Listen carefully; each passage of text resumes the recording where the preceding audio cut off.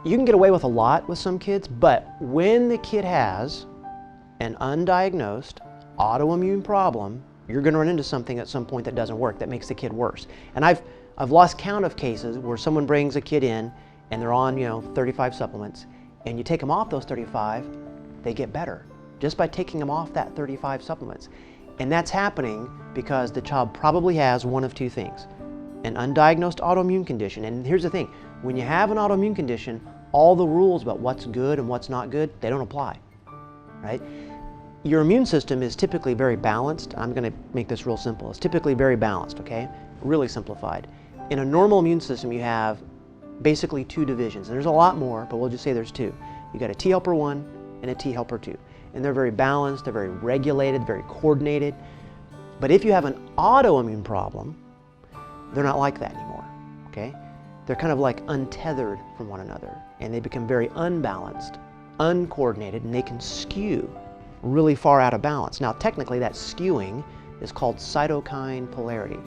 Right? It's like a teeter-totter, right? They can skew really far out of balance. But that skewing is the hallmark of an autoimmune problem. Now, there are things that you can take that are natural that will make this happen, right?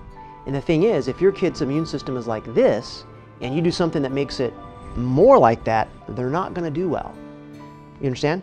So there's lots of natural compounds that make this happen. And the thing is, you start giving them things that are supposed to be good, you're probably going to hit something that makes them worse.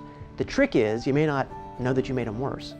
Like, I've had so many kids that are taking things, and I say, look, we just got to come off all of this stuff, because there's things you're giving them that are T helper 1 boosters. You're giving them things that are T helper 2 boosters, and they could have an autoimmune problem. So, not to get too deep down that rabbit hole, but that's the danger. The true danger is giving them stuff that's going to make them worse. Because some parents, I think, even doctors, don't recognize when the kid is worse. Or they think, well, it can't be the supplement I gave them. Yes, it can be. It can absolutely be that supplement you gave them, for sure. Here's the other reason why they might get worse with certain supplements. If they have, and this is a true neurological circuit problem, a basal ganglia problem. Now, the basal ganglia are like a filter in your brain, and everything you want to do has got to go through the filter, okay?